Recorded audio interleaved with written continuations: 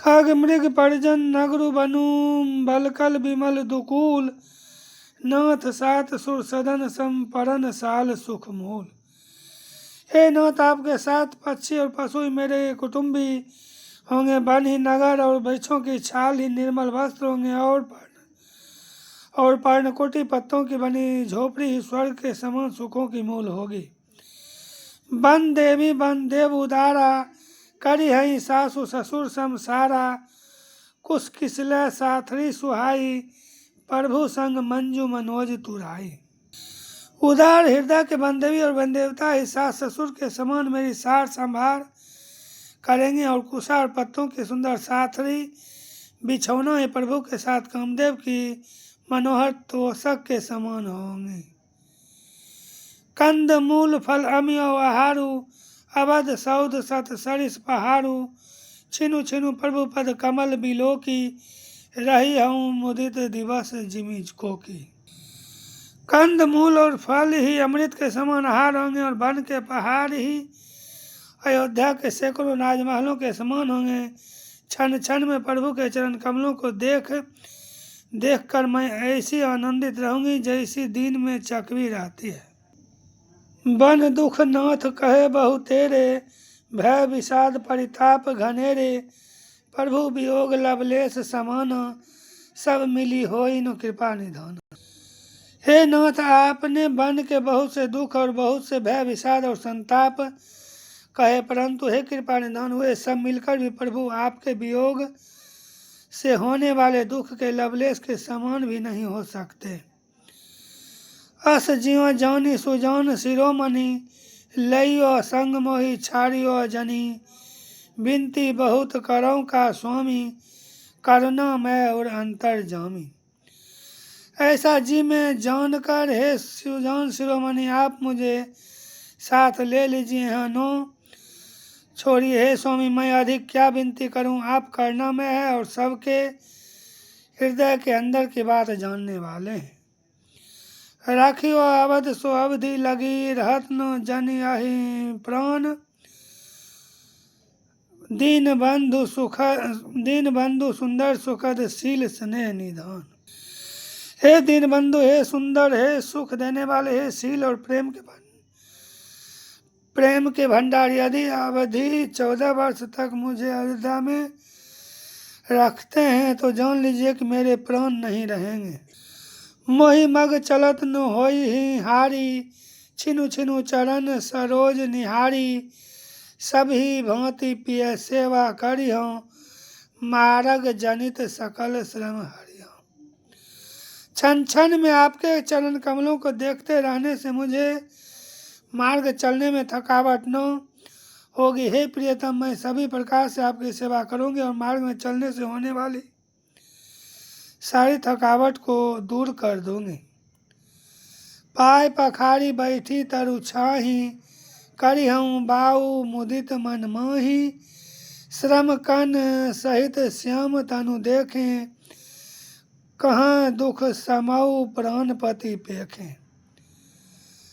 आपके पैर धोकर पैरों की छाया में बैठकर मन में प्रसन्न होकर हवा करूंगी। पंखा झलूंगी पसीने की बूंदों सहित, श्याम शरीर को देखकर प्राणपति के दर्शन करते हुए दुख के लिए मुझे अवकाश ही कहाँ रहेगा। सममहि तृण तरु पल्लव दासी, पाय पलोटी ही सब निशिदासी। बार बार मृदु मूरति जोही, लागी ही तात बयारी नु मोही। समतल भूमि पर घास और पेड़ों के पत्ते बिछाकर यह दासी रात भर आपके चरण दबावेगी। बार बार आपकी कोमल मूर्ति को देखकर मुझको गर्म हवा भी न लगेगी। को प्रभु संग मोहि चितब निहारा, सिंह बधू ही जिमि सशक सियारा। मैं सुकुमारी नाथ बन जोगू, तुम ही उचित तप मो कहूँ भोगू। प्रभु के साथ रहते मेरी ओर आंख उठाकर देखने वाला कौन है, अर्थात कोई नहीं देख सकता। जैसे सिंह की स्त्री सिंहनी को खरगोश और सियार नहीं देख सकते। मैं सुकुमारी और नाथ बनने के योग्य हैं। आपको तो तपस्या उचित है और मुझको विषय भोग। ऐसे वो वचन कठोर सुनी जौनो हृदय बिलगान। तब प्रभु विषम वियोग दुख सही है पावर प्राण। ऐसे कठोर वचन सुनकर भी जब मेरा हृदय न फटा तो हे प्रभु मालूम होता है ये पामर प्राण आपके वियोग का भीषण दुख सहेंगे। अस कही सिय विकल भई भारी। वचन वियोग उन सही सकी संभारी। देखी दशा रघुपति जी जाना। हठी राखे नहीं राखी प्राण। ऐसा कहकर सीता जी बहुत व्याकुल हो गई। वे वचन के वियोग को भी न संभाल सके। अर्थात शरीर से वियोग की बात तो अलग रही, वचन से भी वियोग की बात सुनकर वे अत्यंत विकल हो गई। उनकी यह दशा देखकर श्री रघुनाथ जी ने अपने जी में जान लिया कि हठ पूर्वक इन्हें यहाँ रखने से ये प्राणों को न रखेंगी। कहे कृपाल भानुकुल न था। परिहरि सोचू चलहु बन साथा। नहीं विषाद कर अवसरु आजू। बेगी करहु बन गबन समाजू।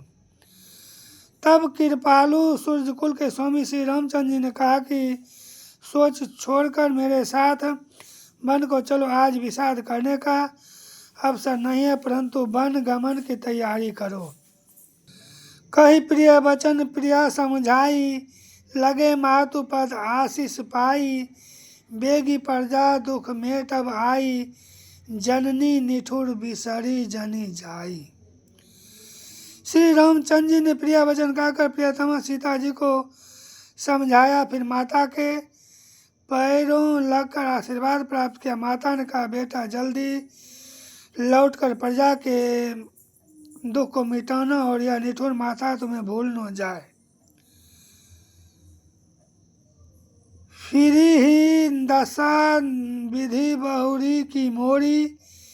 देखी हूँ नयन मनोहर जोड़ी। सुदिन सुघरी तात कब होई। जननी जियत बदन विधु जोई।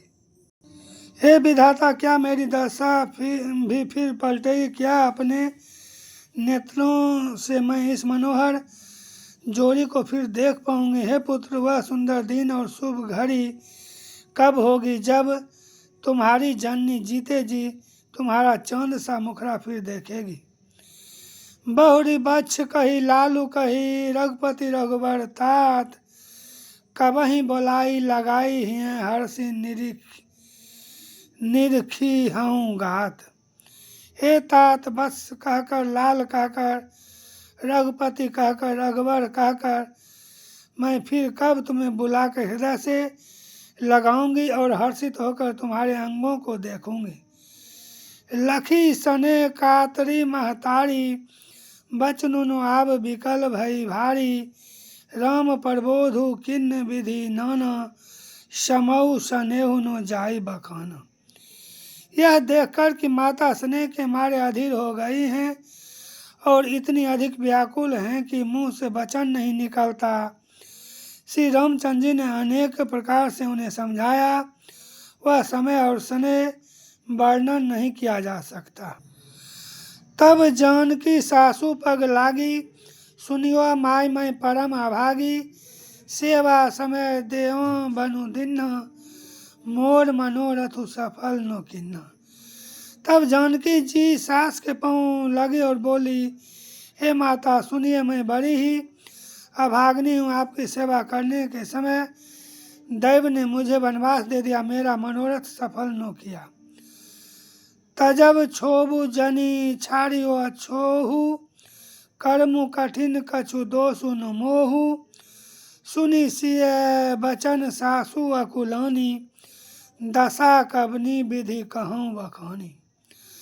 आप क्षोभ का त्याग कर दें परंतु कृपा न छोड़िएगा। कर्म की गति कठिन है, मुझे भी कुछ दोष नहीं है। सीता जी के वचन सुनकर सास व्याकुल हो गई। उनकी दशा को मैं किस प्रकार बखान कर कहूँ। बारही बार लाई उर्लिन्ही, धरि धीरजु सिख आशीष दिन्ही, अचल हो अहि बातु तुम्हारा, जब लगी गंग जमुन जलधारा। उन्होंने सीता जी को बार बार हृदय से लगाया और धीरज धरकर शिक्षा दी और आशीर्वाद दिया कि जब तक गंगा जी और यमुना जी में जल की धारा बहे तब तक तुम्हारा सुहाग अचल रहे।